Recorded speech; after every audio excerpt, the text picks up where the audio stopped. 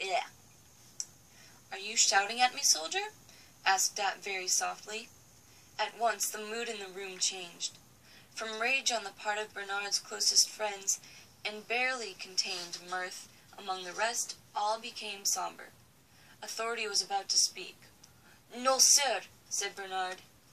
"Everybody knows that the system automatically puts on the name of the sender."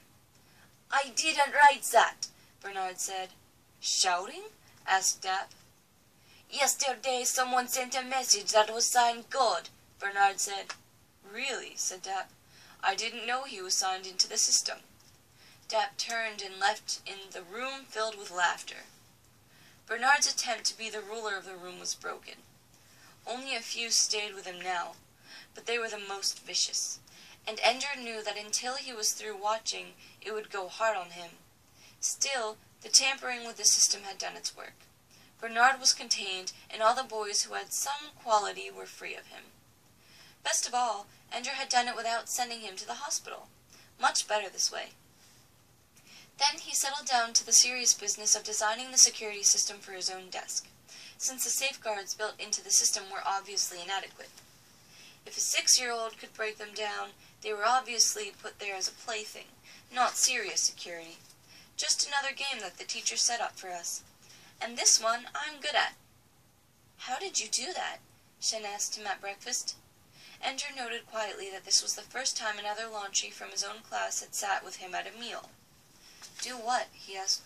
"Send a message with a fake name. And Bernard's name.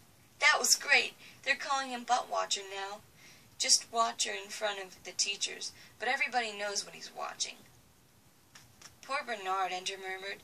"He's so sensitive." "Come on, Ender, you broke into the system. How'd you do it?" Ender shook his head and smiled. "Thanks for thinking I'm bright enough to do that. I just happened to see it first, that's all." "Okay, you don't have to tell me," said Shen. "Still, it was great." They ate in silence for a moment. "Do I wiggle my butt when I walked?" "Naw," Ender said. "Just a little.